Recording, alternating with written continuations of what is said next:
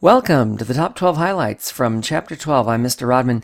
I hope you're living the five. Let's launch right into it. We're looking at Chapter 12, the Executive Branch and the Presidency. These are the top 12 highlights from this chapter. First, we start off by talking about the qualifications to become president, as outlined in Article 2 of the U.S. Constitution. You need to be 35 years old. You need to be a natural-born citizen. There's some murkiness there. And then you need to be a resident of the United States for 14 years. So those are the formal qualifications as outlined in the U.S. Constitution. Now remember, the 12th Amendment split up the votes between president and vice president so that there was no confusion about, well, who are we voting for president? Who are we voting for vice president? And essentially, what this did was essentially created a ticket, if you will, of a president and vice president that are running because of splitting the votes. You're voting for a president, you're voting for a vice president, and essentially they're running as a ticket as a result.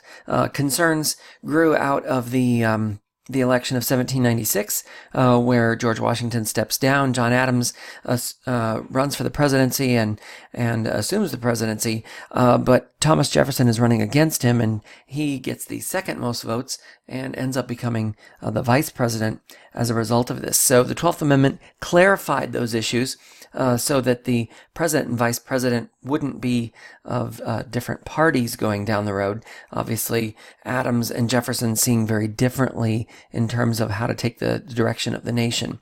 The 22nd Amendment would limit the number of terms a president could serve, either 2 4-year terms or up to 10 years total, and that being implemented after the Franklin Delano Roosevelt, the FDR administration, in order to basically limit a president's term to, as I said, 2 4-year terms or 10 years in office. The 25th Amendment then kind of outlined succession. Concerns about the Cold War led to the 25th Amendment, kind of a presidential succession list. We knew that if the president were to be incapacitated or passed away, the vice president would become president. But what would happen if, in a Cold War situation, the vice president also was incapacitated or killed? And this created that line of succession. I always tell students it's about 25 lines long, thus the 25th Amendment, an easy way to remember it.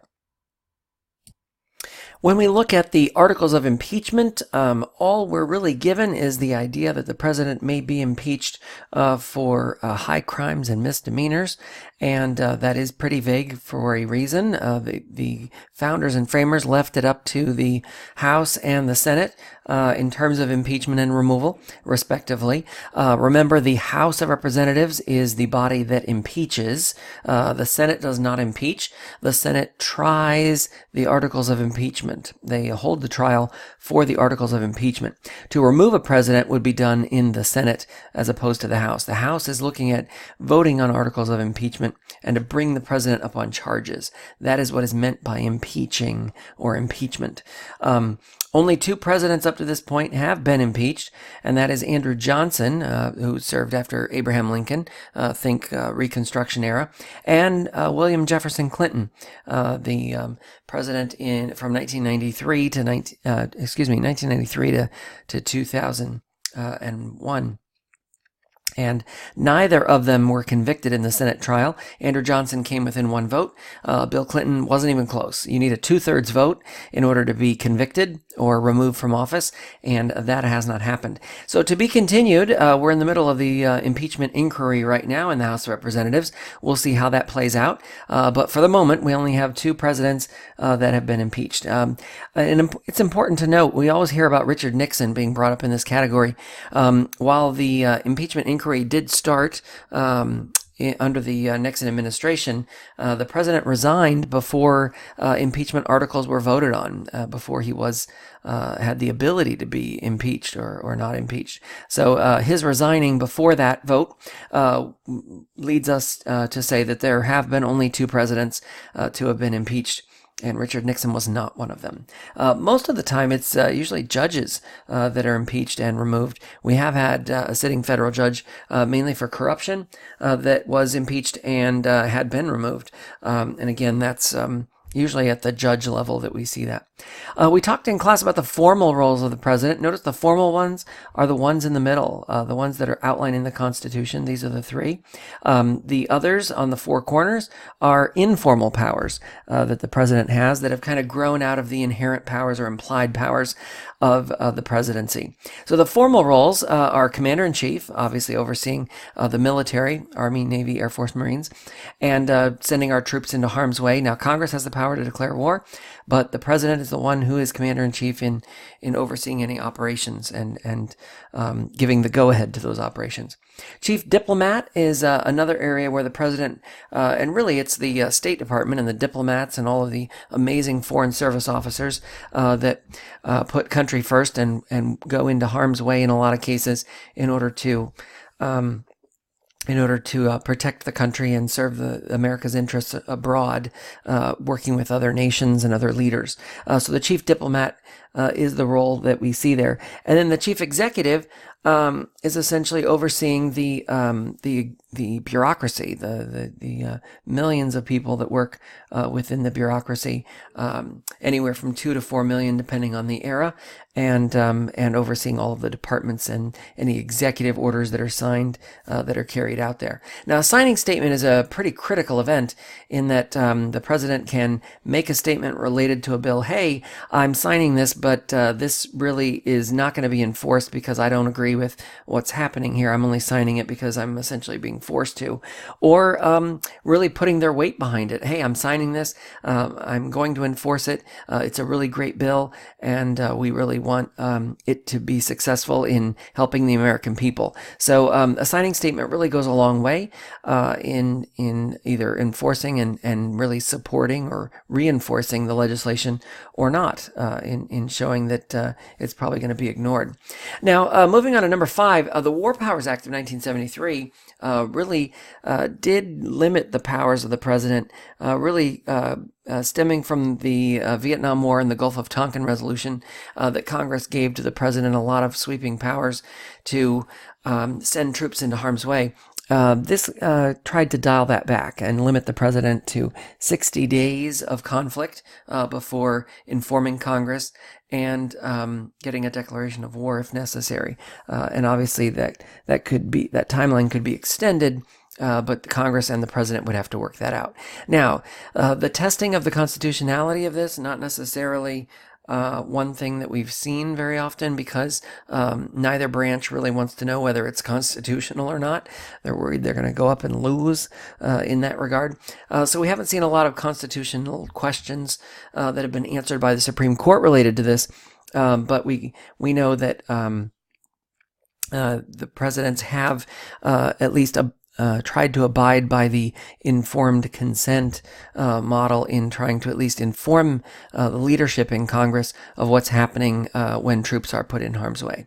There was a question about the latest leader of ISIS that was captured. Nancy Pelosi wasn't informed. The Speaker of the House wasn't informed by the president. That was pretty out of what is standard protocol for that not to have happened with her. So hope it's not a precedent-setting type of event, but that is unusual that we would see that type of thing take place. Executive agreements are like executive orders. They essentially work with other nations in terms of the agreement that's taking place with another nation.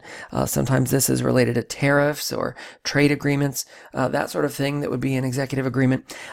They do have the full force of law. They're like an executive order would be, in that the president can issue them and doesn't really need Congress's approval to do so. So it's kind of a step down from a treaty. But where a treaty has the full force and effect forever, essentially, an executive agreement would actually expire once the president's term ends. So if the president signed an executive agreement and left office, the executive agreement would expire with the president's term. Only with a treaty that was ratified by the Senate would that would that extend past the president's term? Now, we've talked about the importance of the bully pulpit, how the president really has a megaphone, a huge megaphone, to set the agenda in terms of what government should be focused on and what the people are focused on and what they care about. So the president using, the power of the microphone, the power of Twitter, the power of trial balloons to see what has resonance and interest and support from the American people, or what doesn't, and being able to use that is a really valuable tool for the president in setting the policy agenda, in really setting the agenda that the president has, and that goes a long way when the president speaks versus a member of Congress. The president can assert executive privilege. This is why would the president? First of all, what is it, and why does the president do it? So, executive privilege is the idea that the president sets up a standard and says, "Hey, this person can't talk to you about this because it would defy our executive privilege, the ability of the president to be able to speak freely and ask his advisors to speak freely about issues that he really needs advice on. And they couldn't speak freely if they knew that they were going to be called up to Capitol Hill to testify in a hearing or a committee about what he or she and the president had talked about. So executive privilege is usually for those that are close advisors to the president, that speak with the president on a daily basis and really are privy to more confidential information that could put troops in harm's way, whether it's classified or secure top secret information. So the president usually uses that in those circumstances. Now, we've seen with the Trump administration, especially around the impeachment inquiry, that a lot of people have been asserting executive privilege that work for the president, not just the people that are working closest with the president. So to be continued as to whether that holds up and whether Congress pushes back. It doesn't look like they're going to do a lot of pushing into the courts because of the timeline and the concerns. They don't want to stretch this timeline out. They want to keep moving forward with these hearings. But if that were to play out, it would be an interesting question of separation of powers to figure out, well, where would the court draw the line and how much is too much. But for now, at least, executive privilege seems to hold in terms of that privacy. And President Trump isn't the first to exert this executive privilege. We've seen presidents do it, from President Obama to President George W. Bush, President Clinton, President Reagan. Many of them have exerted executive privilege because without being able to do so, it's really hard to get a candid conversation and really good, valuable feedback and information from your direct reports, particularly to be able to make informed decisions with all of the information, including that classified information, in a way that would benefit the American people and America as a whole. Now, impoundment of funds kind of was born out of the Watergate scandal, concerns about taking money and using it for other programs. Congress pushed back on this and passed the Budget Reform Act of 1974. This has been upheld by courts that have said the Congress has the power of the purse. They do have the power to take away spending if you're not going to spend it in those areas. So Congress has the right to withdraw that spending if they can see that it's not going to be spent. The president, the White House, essentially has to inform Congress of the fact that this money is not going to be spent in the ways that it was intended, in the ways that it was approved and appropriated and authorized to be spent. And then Congress has 45 days to either delete the spending or move the spending in different directions. And that has been, as I said, has been upheld by the courts as the constitutionally protected power of the purse, of the budgeting in Congress's favor, that the president can't just move money around.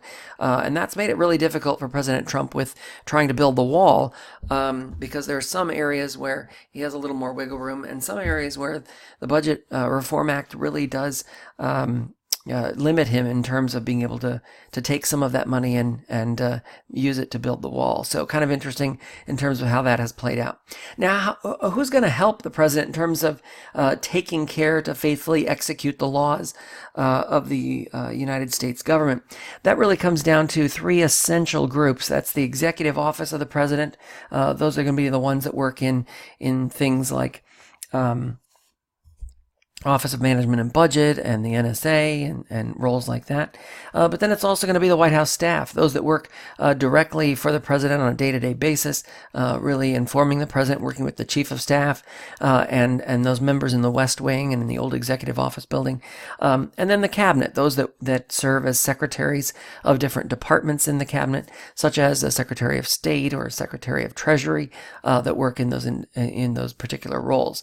And then we've got a ton of independent agencies that also are trying to carry out the president's agenda. Many of them, once you get beyond the political appointments, that are really civil service workers that we'll talk more about in Chapter 13 in the bureaucracy. So let's take a closer look at the executive office of the president then. As I mentioned, OMB, the Office of Management and Budget, is there. The CIA, the Central Intelligence Agency, and the Council of Economic Advisors.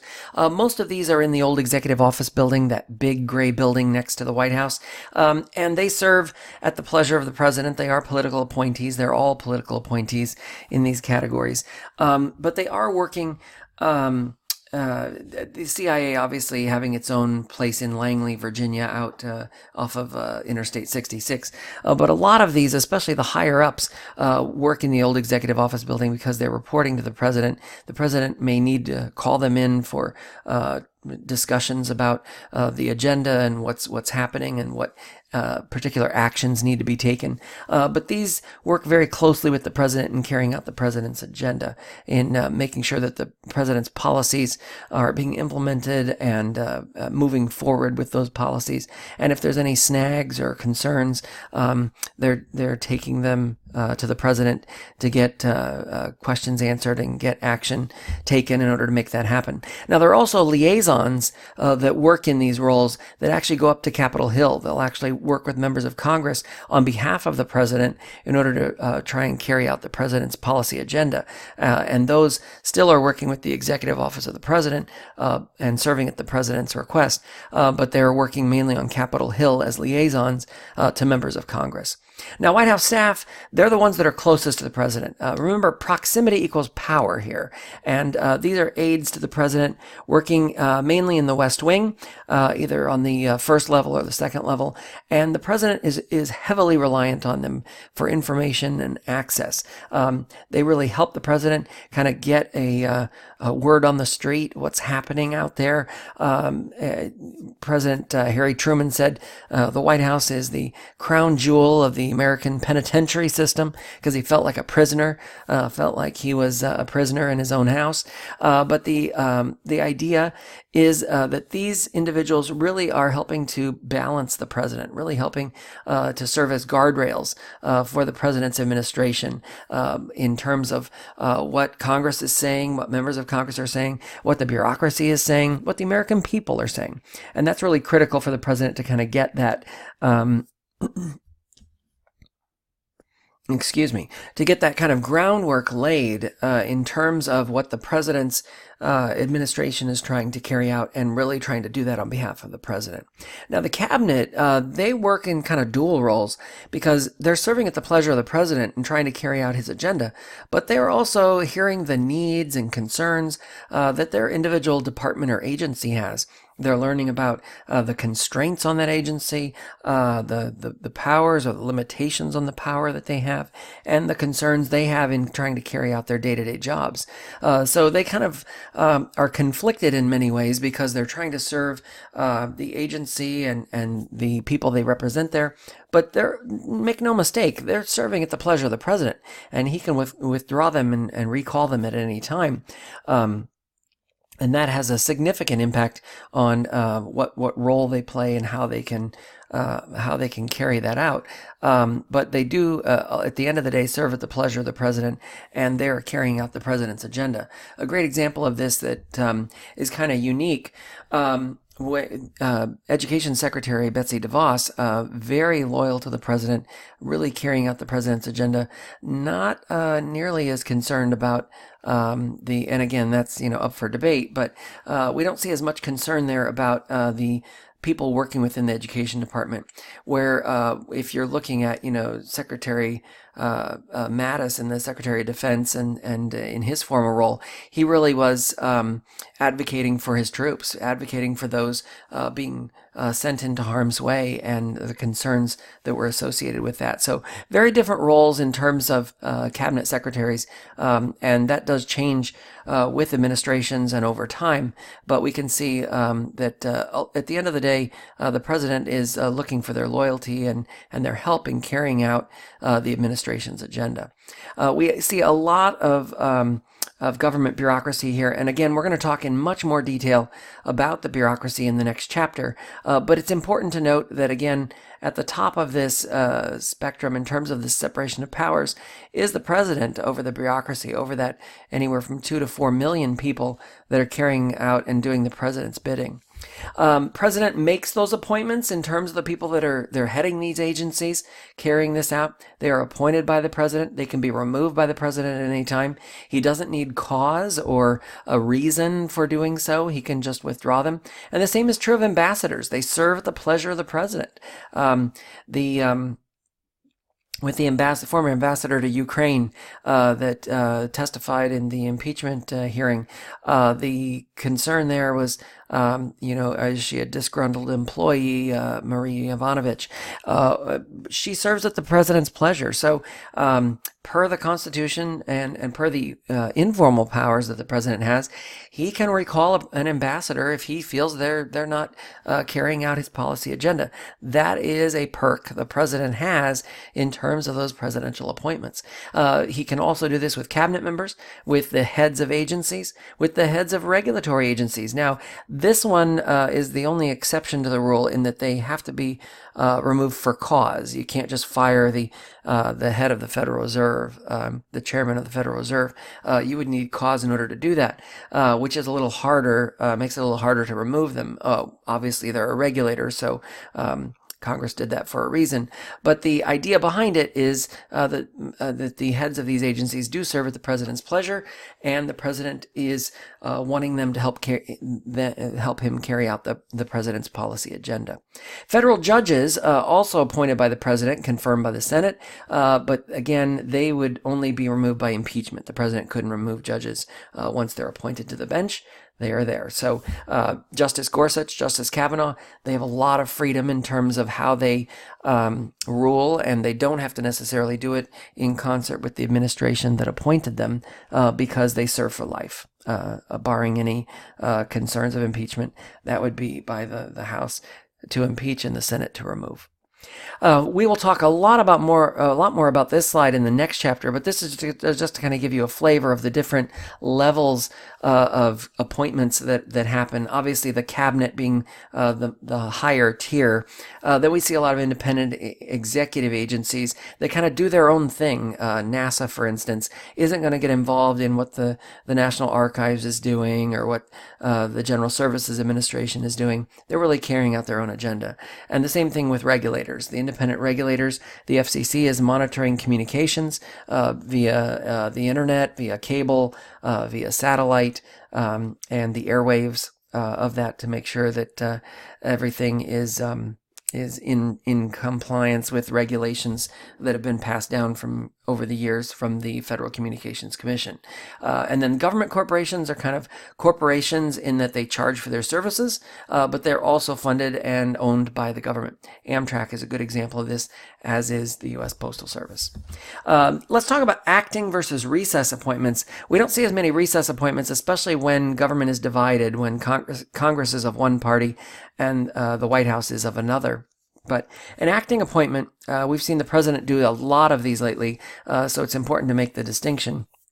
An acting appointment or an appointment on an acting basis is where the president would appoint an official, and it doesn't need Senate confirmation. However, their term of office is limited to the president's term in office, and when the president's administration would end, the idea is also that the term of the acting appointment would also end. If the president were to be reelected, the acting appointment would need to be given again because that appointment would end with the administration. Now, a recess appointment is where they're appointed essentially with the full approval of Senate confirmation, so they would not have to worry about that vacant session of Congress. But a recess appointment is usually when Congress is in recess. When we have divided government like we see today, we don't have many recesses. And the reason for that is because of the concern. And actually, in this case, the Senate, what am I thinking? The Senate is majority Republican, so that wouldn't be an issue because the president is a Republican. So we saw it more in the George W. Bush administration or even in the Obama administration when we had divided government where the Senate was one party and the president was another. The Senate would come in and convene, gavel to gavel, say the pledge, have the chaplain recite the prayer, opening prayer, and then they would recess until the next day, or they would adjourn, until the next day. But it's not necessarily a recess. So as a result of that, the president couldn't make any recess appointments while Congress was quote unquote recessed because it wasn't really a recess. So especially with controversial recess appointments, which is a lot of times what happened during the recess of Congress. That's why the Senate really gavelled in and just adjourned for the day because they were concerned about recess appointments being made in controversial aspects. Presidential approval, we can't lose sight of this, that every president, from President Trump all the way back to modern, to really this last modern era, going back even as far as the Great Depression, and probably even further, presidents care about what people think. To say that we don't look at polls or we don't look at approval ratings would be very disingenuous. Presidents do, and administrations do. There's usually a honeymoon period when the president first comes in office, and then we can start to see the downhill slide. Usually, the American people are never as happy with you as they are at the beginning. It usually tends to diminish over time. They forget, they lose sight of what happens, and that sort of thing. The only exception to that is usually when an international crisis or a national crisis takes place. 9/11 is a good example of this, or going into war. Poor economic times would really tend to do one of two things, to either rally around the flag and really support for the president and the administration, or in the times of economic crisis, throw them out and start fresh. We saw that with Herbert Hoover. We saw that with George Herbert Walker Bush. The end of his administration was because of the economy. So we do see presidents take a pretty firm view of looking at presidential approval because they do care about what the people think, even though they say they don't look at polls. They say that they don't care about the day-to-day. They really do. They look at this often in terms of does it impact policy decisions? That's debatable. But the idea of looking at this in terms of they want to keep Americans happy, of course they do. They, especially when they're looking at re-election or they're looking at Congress's election or re-election, they do care about what people think. And that does have an impact. And how that carries out into the policy agenda and the bureaucracy is what we'll look at in the next chapter, in chapter 13. I hope you found this helpful. Please feel free to go back and look at particular highlights. Live the 5. Good luck on your upcoming quiz or test, and we will see you soon in Chapter 13.